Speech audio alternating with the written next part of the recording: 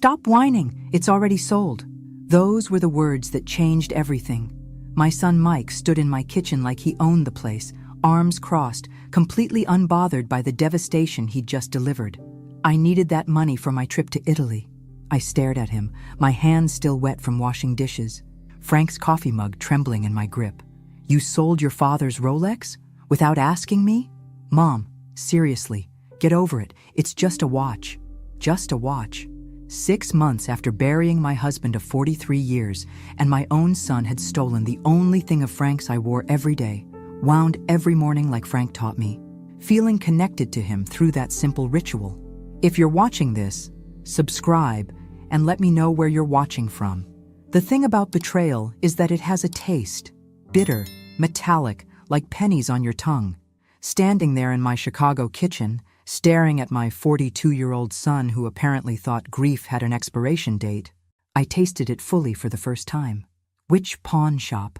I asked quietly. Mike's wife Ashley looked up from her phone. Oh good, she's being reasonable now. Her voice dripped with that particular condescension she'd perfected over the years. Honestly, Dorothy, clinging to material possessions isn't healthy. Frank wouldn't want you living in the past. Don't tell me what Frank would want, I thought, but bit my tongue.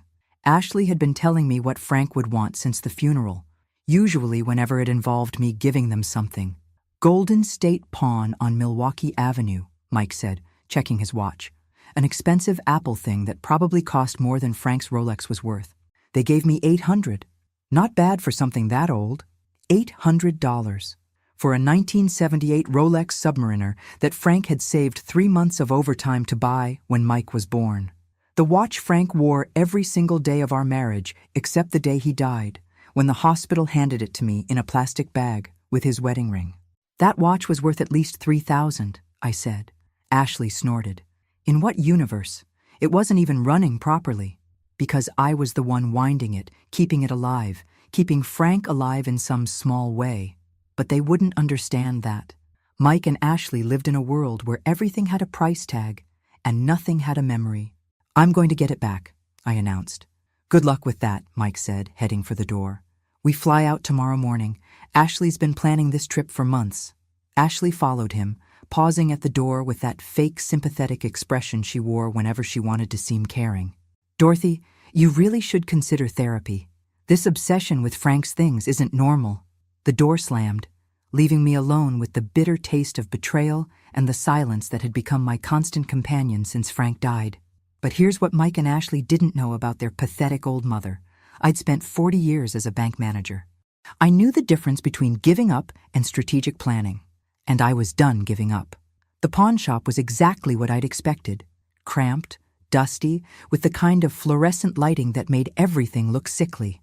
The man behind the counter had arms covered in tattoos and the weary expression of someone who'd seen every sob story in the book. You hear about the Rolex? He asked before I even opened my mouth. How did you know? Your son warned me you might show up. Said you were having a hard time letting go.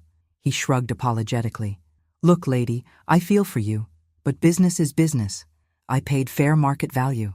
Fair market value. As if there was a standard price for 43 years of marriage, for the sound of Frank winding that watch every morning while his coffee brewed, for the weight of it in my hands when the hospital nurse placed it there alongside his wedding ring. I'll buy it back, whatever you need. The man, his name tag read Danny, looked uncomfortable. It's already sold. Guy came in this morning, paid cash, no returns in this business. My heart sank. Some stranger was walking around Chicago wearing Frank's watch, and I'd never see it again because my son needed pizza money for his Italian vacation. But here's the thing, Danny continued, lowering his voice. We found something weird when we were cleaning it up for sale. He disappeared into a back room and returned with a small manila envelope. There was a hidden compartment in the back. Real professional job, had to have been done by a jeweler. Found this inside. Inside the envelope was a folded piece of paper, yellowed with age. In Frank's careful handwriting, Dorothy's birthday, July 15th, 1955, the day I knew I'd marry her. Below that, a series of numbers and letters that looked like some kind of code, SS4457CH0815DS. I stared at the paper, my hands shaking. Frank had never mentioned any hidden compartment. In 43 years of marriage, he'd kept this secret, hidden in plain sight on his wrist. "You recognize those numbers?" Danny asked. I shook my head, but something about them nagged at me. They looked familiar, like a password or account number. Frank had been meticulous about record keeping, always writing down important numbers in his careful handwriting. "The guy who bought the watch," I said suddenly. "What did he look like?" Danny's expression shifted, became more guarded. "Why?" "Because my husband hid this for a reason, and I think whoever bought that watch might be in for a surprise." "Ma'am, I really can't. Please." I leaned forward, letting Danny see the grief that was still raw after 6 months. "That watch is all I have left of him. I'm not asking you to break any laws. I just want to know if the buyer seemed to know about the compartment." Danny was quiet for a long moment, studying my face. Finally, he sighed. He didn't say much, but when I mentioned we'd found something inside, he got real interested, asked if we'd opened it. A chill ran down my spine. "Did he give you a name?" "Paid cash. No paperwork required for purchases." Danny paused. "But he did ask specifically about watches that had come in recently. Said he collected vintage Rolexes. Someone had been looking for Frank's watch specifically. But why? And how did they know about the hidden compartment?" I thanked Danny and walked back to my car, the piece of paper burning in my purse like a secret I wasn't sure I wanted to uncover. Frank had hidden this for 47 years. Hidden it from me. What else had my husband been hiding? That night, I sat at Frank's desk in my bedroom, surrounded by 43 years of financial records. Frank had kept everything: bank statements, tax returns, investment account statements, all filed away in his precise, methodical manner. The code from the watch stared up at me from the piece of paper: SS4457CH0815DS. I'd been through every account we owned, every investment, every safety deposit box. Nothing matched those numbers. Frank had been financially conservative: savings account, checking account, a modest retirement fund. Nothing fancy, nothing hidden, or so I'd thought. My phone rang, interrupting my search. Mike's name flashed on the screen. "Mom, Ashley's upset. She says you made a scene at the pawn shop." I almost laughed. In what world was trying to recover my husband's stolen watch making a scene? "I went to buy back your father's watch. Unfortunately, someone else already purchased it. See? Problem solved. Time to move on." The casualness in his voice made my chest tighten with anger. This was Frank's son, the baby Frank had worked double shifts to provide for, the kid Frank taught to throw a baseball and change a tire. When had Mike become this cold? "Mike, there was something hidden inside the watch. Your father left me a message." Silence on the other end. Then, "What kind of message?" "I'm not sure yet, but it looks like account numbers or a password." "Mom." Mike's voice changed, became more alert. "What exactly did the message say?" Something in his tone made me hesitate. This was the most interested Mike had sounded in anything related to his father since the funeral. "Just some numbers," I said vaguely. "Probably nothing important. Maybe I should come over, help you figure it out." Now I did laugh, bitter and sharp. "Yesterday you told me to stop living in the past. Today you want to help sort through Frank's things?" "I'm just trying to be supportive." "By stealing his watch?" Mike sighed heavily. "Fine, be stubborn, but don't come crying to me when you drive yourself crazy chasing ghosts." After he hung up, I stared at the phone. Mike's sudden interest was suspicious, but I couldn't figure out why. He'd made it clear he considered Frank's possessions worthless sentiment, unless they weren't just sentiment. I returned to the desk, but this time I approached it differently. Instead of looking for accounts that matched the numbers, I started looking for patterns. Frank had been an accountant before his retirement. He thought in systems, in logical progressions. SS could be Social Security. Frank's number started with 457, but not 4457. CH could be Chicago, where we'd lived our entire marriage. EO 815 made me pause. August 15th, our wedding anniversary. DS was harder. Frank's initials were FS. Mine were DS. Dorothy Sullivan, my initials. The code included my initials. I pulled out my laptop and started searching. Swiss bank accounts used codes like this. So did offshore investment firms. 3 hours later, I found it. Secure Solutions, Investment Management. based in the Cayman Islands. Their website was discreet, professional, catering to high-net-worth individuals seeking privacy and security. The account login page required a client number and password. With trembling fingers, I typed in SS4457CH0815DS in the client number field. Valid account number appeared on the screen. Now I needed the password, something only I would know, something Frank knew I would figure out. I tried our wedding date, our address, my birthday. Nothing. Then I remembered the note. Dorothy's birthday, July 15th, 1955, the day I knew I'd marry her. Not my actual birthday. July 15th was the day we met, at a summer dance in Millennium Park. Frank always said he knew that night he'd marry me someday. I typed in 071555 and held my breath. Access granted. The screen that loaded next made me gasp. Current account balance, $2,147,129.67. Frank had hidden nearly $3 million from me for our entire marriage. I stared at the screen until the numbers burned themselves into my retinas. $2.8 million. In an account I'd never known existed, in a bank I'd never heard of, hidden by a husband who'd spent 43 years convincing me we were living paycheck to paycheck. Every argument we'd had about money, every time I'd clipped coupons or bought generic groceries or patched Frank's work shirts instead of buying new ones, all of it while he had millions sitting in an offshore account. My first instinct was anger, pure white-hot rage at the deception, at the lies by omission, at 43 years of wondering if we'd have enough for retirement while Frank secretly stashed away a fortune. But then I clicked on the account history. The first deposit was made in 1982, 3 years after Mike was born. $5,000. The notation read, Initial Inheritance Investment, FS. Inheritance. Frank had never mentioned any inheritance. I scrolled through years of deposits, all relatively small, 500 here, 1,000 there. Regular contributions that explained why Frank had been so careful with our household budget. He hadn't been hiding money from our income. He'd been systematically building something separate. The deposits continued steadily until 2008, then jumped dramatically. Instead of hundreds of dollars, Frank had been depositing $10,000 and $20,000 at a time.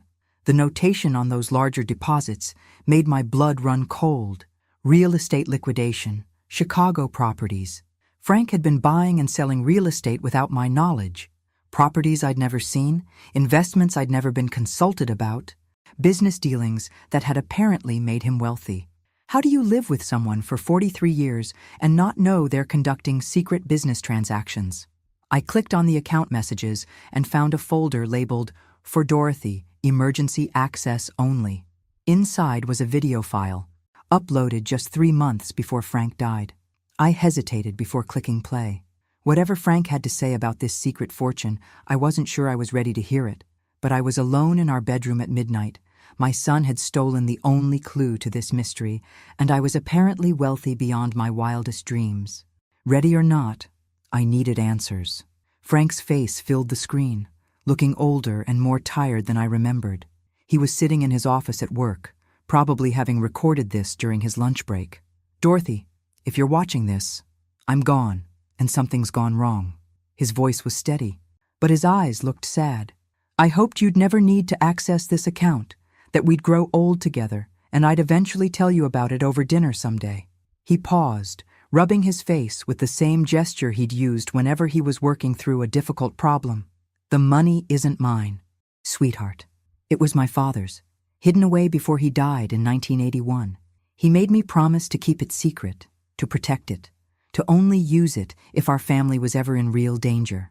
Frank's father had died when Mike was 2. I remembered Frank being devastated, remembered the modest inheritance that had paid off our mortgage. Apparently, there had been much more to it. My father saw what the Depression did to families, how quickly stability could disappear. He wanted to make sure his grandchildren would always be protected, no matter what happened. Frank looked directly into the camera, and I felt like he was sitting right next to me. I've been investing the money carefully, conservatively. Every penny is documented, every transaction is legal. It's grown because I've been reinvesting for 40 years, but the original amount was meant to be emergency money. Insurance against catastrophe. The video continued with Frank explaining the account details. the investment strategy, the legal protections he'd put in place. But I was stuck on one phrase. I hoped you'd never need to access this account. Frank had died of a heart attack at work. Sudden, unexpected, no warning signs. How could he have known I'd need this money? Unless the catastrophe he'd been protecting against wasn't random. Unless Frank had known something about our family that I was just beginning to understand. The next morning, I called in sick to my part-time job at the library. For the first time in 6 months, I had something more important to do than organizing returned books and shushing teenagers. I needed to understand what Frank had meant by real danger. The investment account had detailed records going back 40 years, but I started with the recent transactions. Frank's last deposit had been made just 2 weeks before he died, $25,000, with the notation, property sale, emergency liquidation. Emergency liquidation. Frank had been converting assets to cash right before his death. I spent the morning researching every property transaction Frank had made. The man I'd been married to for 43 years had apparently been a secret real estate mogul, buying and selling properties all over Chicago with money I didn't know we had. But here's what made my blood run cold. Every property Frank had sold in the last year had been purchased by the same buyer, a company called Sullivan Investments, LLC. Sullivan was Mike's last name, too. I grabbed my phone and called my nephew Danny, who worked in real estate. If anyone would know about property transactions in Chicago, it would be Danny. Aunt Dot, how are you holding up? I'm fine, honey. Listen, I need to ask you about something. Have you ever heard of a company called Sullivan Investments, LLC? Danny was quiet for a moment. Actually, yeah. They've been pretty active lately, buying up properties in good neighborhoods. Cash deals, moving fast. Why? Do you know who owns the company? I can find out. Give me an hour. I spent that hour going through Frank's desk more carefully, looking for any documentation about his real estate dealings. Hidden in the back of his filing cabinet, behind 40 years of tax returns, I found a folder marked Insurance Policies. But instead of insurance documents, the folder contained contracts, property deeds, and correspondence related to Frank's investments. At the bottom of the pile was a letter that made my hands shake. It was from a private investigator, dated 6 months before Frank's death. Mr. Sullivan, per your request, I've completed the investigation into your son Michael Sullivan's financial activities. My findings are concerning. Your son has accumulated approximately $180,000 in gambling debts to several offshore betting sites.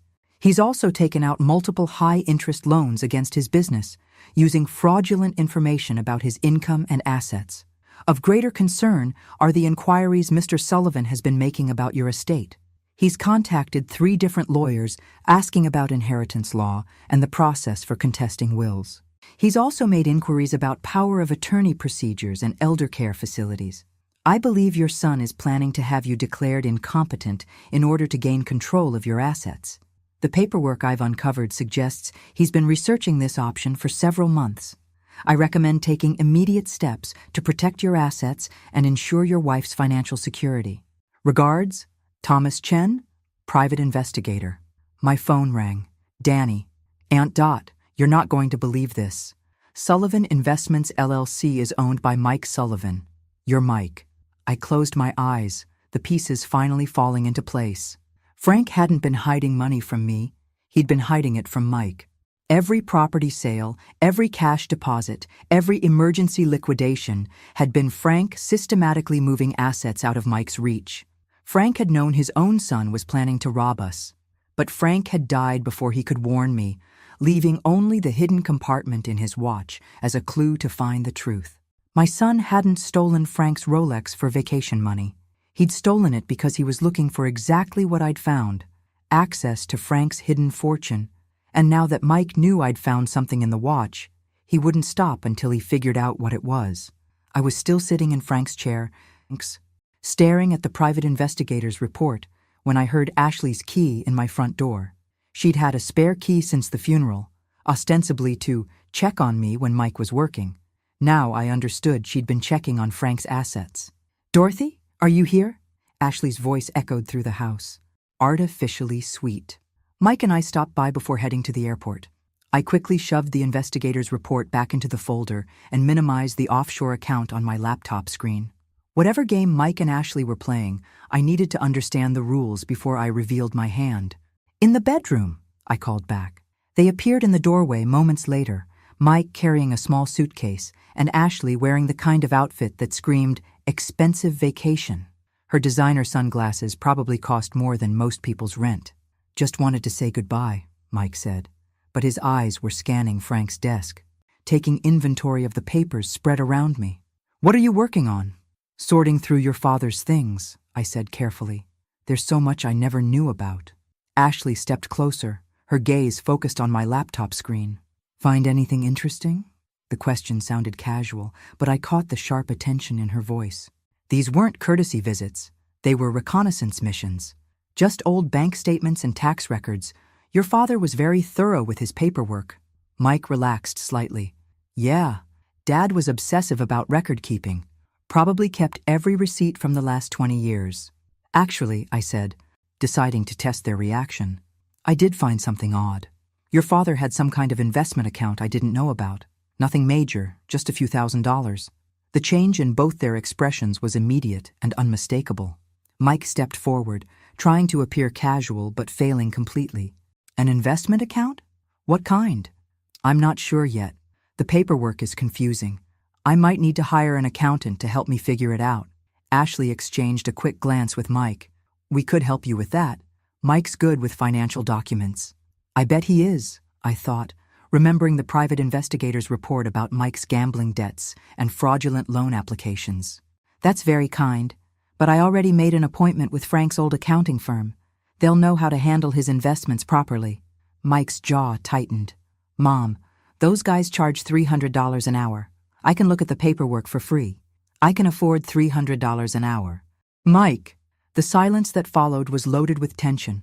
Ashley's mask of concern was slipping, revealing the calculating woman underneath. Mike was practically vibrating with frustrated energy. "We should probably get going," Ashley said finally. "Don't want to miss our flight?" But Mike didn't move. "Mom, about the message you found in Dad's watch. Maybe I should take a look at those numbers before we leave, just to make sure they're not something important." "What numbers?" Ashley asked sharply. Mike shot her a warning look. "Mom found some kind of code in the watch. Probably nothing, but you never know." Now Ashley was fully alert, her vacation excitement replaced by laser focus. "What kind of code?" I stood up slowly, using my full height to look down at my daughter-in-law. "The kind that's none of your business." Ashley's face flushed red. "Excuse me?" "You heard me. My husband left me a private message, private being the operative word." "Mom." Mike stepped between us, his voice taking on that patronizing tone I'd grown to hate. "We're family. There's no need for secrets." "Secrets?" I almost laughed at the irony. "Like the secret gambling debts? Or the secret company you've been using to buy properties with money you don't have?" The color drained from Mike's face. Ashley's mouth fell open. "I don't know what you're talking about," Mike said, but his voice was shaky now. "Sullivan Investments LLC ring a bell?" I watched both their faces go pale. "Your father knew, Mike. He knew everything." Ashley recovered first, her voice turning vicious. "You crazy old woman. You don't know anything. I know your husband owes $180,000 to offshore gambling sites. I know he's been researching how to have me declared incompetent. And I know he's been planning this for months." Mike slumped against the doorframe like his strings had been cut. The fight went out of him completely. "How?" he whispered. "Your father hired a private investigator. Every lie, every debt, every plan you made to steal from us. It's all documented." I walked to the desk and pulled out the investigator's report, watching Mike's face as he recognized the letterhead. "Frank protected me from you, even after his death. That code you're so interested in? It's the key to more money than you've ever dreamed of. Money that will never, ever belong to you." Ashley grabbed Mike's arm. "We need to leave. Now." But Mike was staring at me with something that looked like respect for the first time in years. He really knew? He knew his son was planning to rob his own mother. What kind of man does that make you, Mike? For just a moment, Mike looked like the little boy I'd raised, confused and ashamed. Then Ashley's grip on his arm tightened, and the moment passed. "This isn't over," Ashley hissed as they headed for the door. "Yes, it is," I called after them. "It's been over since the day you decided I was worth more to you dead than alive." The front door slammed, leaving me alone with my husband's secrets and the knowledge that the real fight was just beginning. 2 days after Mike and Ashley's dramatic exit, my doorbell rang at 8 in the morning. Through the peephole, I saw a woman in an expensive suit holding a briefcase. Behind her stood a man who looked like he'd stepped out of a law school catalog. "Mrs. Sullivan? I'm Catherine Wells from Wells, Morrison & Associates. This is my colleague, David Kim. We represent your son Michael in some family legal matters." Family legal matters. That was one way to put it. I opened the door, but didn't invite them in. "What can I do for you?" Catherine smiled with the kind of practiced warmth that probably cost $300 an hour. "Mrs. Sullivan, your son is concerned about your well-being. He's asked us to discuss some options that might be beneficial for everyone involved." "Such as?" David stepped forward, pulling out a tablet. "We understand you may have discovered some financial accounts that your late husband kept private. While we're sure he had good intentions, managing complex investments can be overwhelming, especially during the grieving process." Overwhelming. As if I hadn't spent 40 years managing our household finances down to the penny while Frank secretly played real estate mogul. "I appreciate your concern, but I'm perfectly capable of managing my own affairs." Catherine's smile never wavered. "Of course you are. But consider this. Your son could help shoulder that burden. We've drafted some documents that would give Michael power of attorney over your financial decisions. Just temporarily, until you've had time to properly grieve." There it was. Exactly what Frank's private investigator had warned about. "Temporarily," I repeated. "And who determines when my grieving period is over?" David exchanged a glance with Catherine. "That would be at your discretion." Naturally. I stepped back toward my door. "Gentlemen, I think we're done here. Mrs. Sullivan," Catherine's voice sharpened slightly, "your son is prepared to file a petition with the court regarding your mental competency. He's concerned about some erratic financial decisions you've been making." "What erratic decisions?" "Accessing offshore accounts, conducting international financial transactions without professional guidance. To an outside observer, it might appear that you're not thinking clearly." The threat was crystal clear. Sign over power of attorney voluntarily, or they'd have me declared incompetent by force. "You know what's interesting about threats?" I asked, leaning against my doorframe. "They only work if the person you're threatening doesn't have better lawyers than you do." Catherine's professional mask slipped slightly. "I beg your pardon? I said you can tell my son that his plan won't work. Frank left me more than just money. He left me protection." I closed the door in their faces and immediately called the number I'd found in Frank's hidden files. Thomas Chen, the private investigator, answered on the second ring. "Mr. Chen, this is Dorothy Sullivan, Frank Sullivan's widow." "Mrs. Sullivan, I've been expecting your call. Frank told me you might need my services someday." "He did?" "About 6 months ago, Frank asked me to prepare a comprehensive legal defense package in case anyone tried to challenge your competency or your right to his assets. Everything's ready to go." Frank had been 3 steps ahead, even in death. "How ready?" "Mrs. Sullivan, by the time I'm done presenting evidence of your son's gambling debts, fraudulent loan applications, and attempts to manipulate elderly family members, he'll be lucky if he doesn't face criminal charges." For the first time in months, I smiled genuinely. "Mr. Chen, I think it's time to make some phone calls." Thomas Chen's office was in a sleek downtown building that screamed expensive legal services. But as I sat across from him reviewing Frank's defense package, I realized my husband had been planning for this confrontation long before he died. "Your husband was thorough," Thomas said, spreading documents across his mahogany desk. Bank records showing Mike's gambling losses, audio recordings of him discussing plans to have you declared incompetent, even photographs of him meeting with estate planning lawyers. "Audio recordings?" Thomas nodded grimly. "Frank suspected Mike was planning something, so he had your house wired for sound last year. Completely legal since it was his own property." I thought about all the conversations Mike and Ashley had had in my kitchen over the past 6 months. Every dismissive comment about my mental state, every calculation about Frank's assets, every cruel joke about putting me in a nursing home. Frank had heard it all. "There's more," Thomas continued. "Frank also discovered that Ashley has been systematically isolating you from family and friends. She's been telling people you're becoming senile, that you need supervision." The pieces clicked into place. Why my sister-in-law had stopped calling, Why neighbors seemed awkward when they saw me. Why my book club friends had been treating me like I was fragile. Ashley had been conducting a whisper campaign, preparing the groundwork for Mike's legal challenge. How extensive is the evidence? Extensive enough to destroy any competency challenge, and probably land them both in jail for elder abuse and attempted fraud. Thomas pulled out a thick folder. But there's something else. Frank left specific instructions about what to do if you ever needed to access the offshore account. He handed me a sealed envelope with my name written in Frank's careful handwriting. Inside was a letter dated just 1 week before Frank's death. My dearest Dorothy, if you're reading this, then Mike has shown his true colors, and you've discovered the account I've been building for 40 years. I'm sorry I couldn't tell you about it while I was alive, but I needed to protect it from Mike until the time was right. The money isn't just an inheritance, it's justice. Every penny came from investments I made using information Mike thought he was hiding from us. When he started his real estate company, he would brag about his inside deals and guaranteed investments. What he didn't know was that I was listening and investing in the same opportunities with money he didn't know existed. Mike unknowingly funded his own downfall. Every property he flipped, I bought 3 more in the same area. Every stock tip he mentioned, I invested in with money from our original inheritance. The offshore account exists because I used Mike's own greed against him. Now it's your turn to use his greed against him. Thomas has instructions to make the account transfers immediately.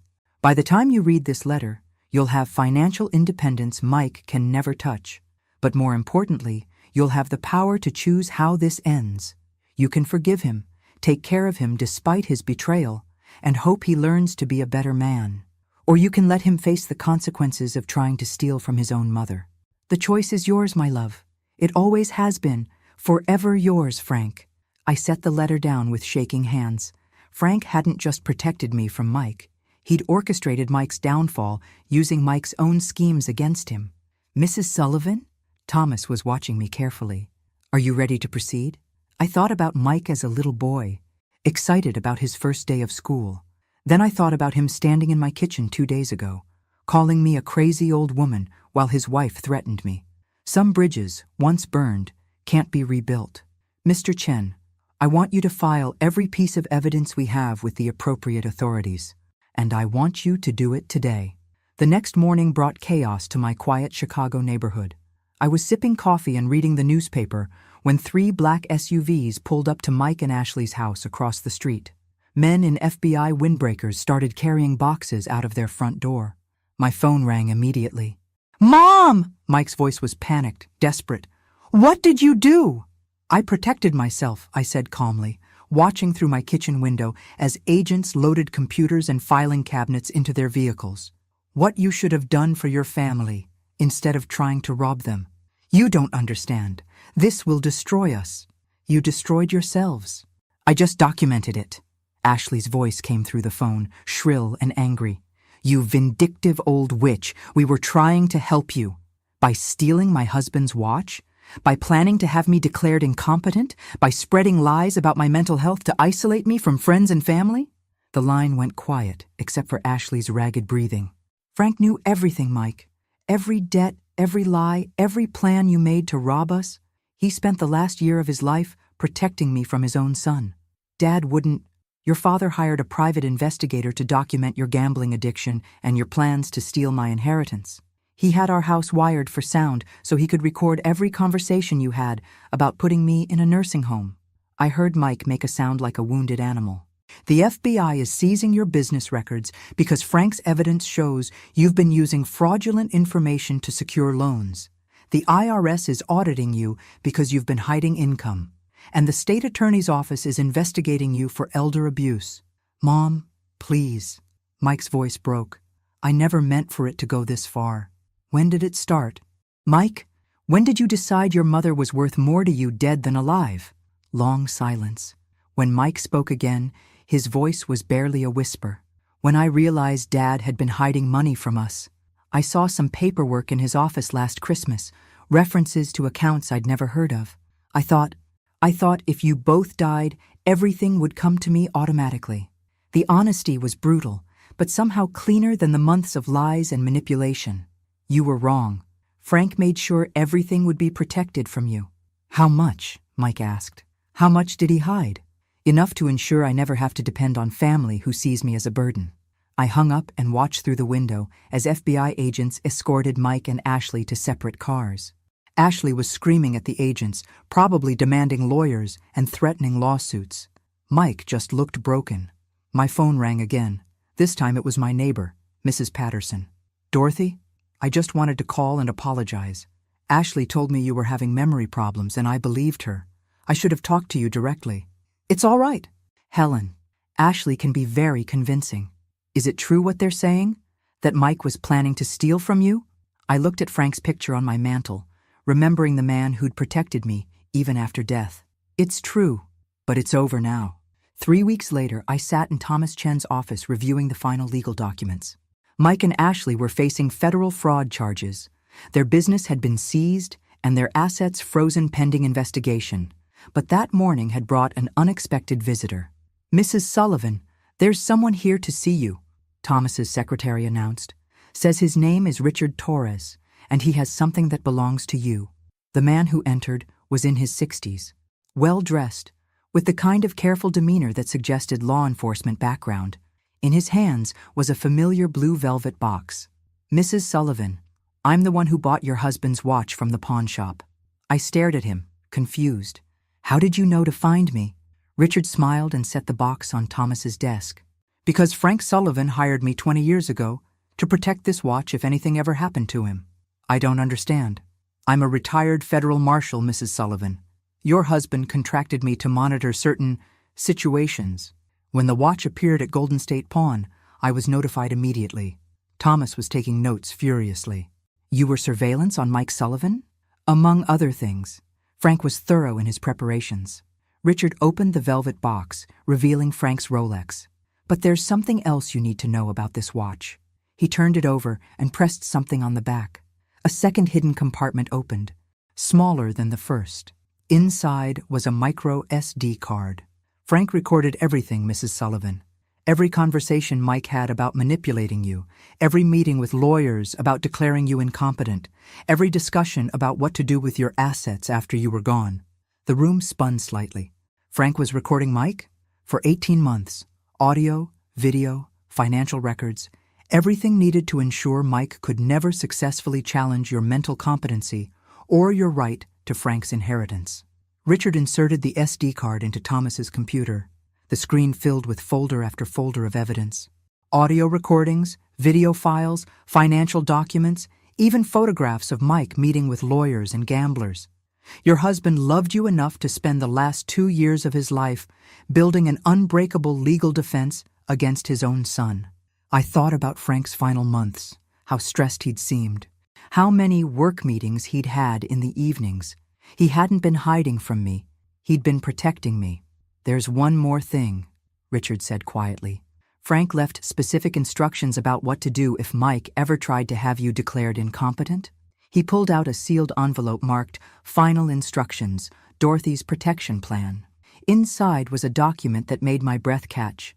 In the event that Michael Sullivan attempts legal action against Dorothy Sullivan's mental competency, the following assets will be transferred immediately to the Chicago Children's Hospital in Michael Sullivan's name. All property owned by Sullivan Investments, LLC. All gambling debts and outstanding loans. All legal fees and court costs associated with elder abuse charges. Michael Sullivan will be personally responsible for all debts and legal consequences, while receiving no benefit from any inheritance or asset transfer. Frank had arranged for Mike to inherit his own destruction. Your husband was a brilliant man, Thomas said admiringly.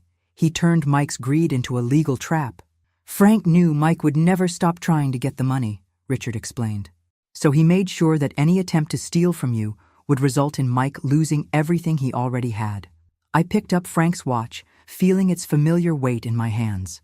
For 43 years, I'd thought I was married to a simple accountant who worried about money and saved every penny. Instead, I'd been married to a master strategist who'd spent 2 years orchestrating the most elaborate protection plan in legal history. Mrs. Sullivan, Richard said gently, your husband asked me to give you a final message if this day ever came. He handed me one last envelope. this one unsealed.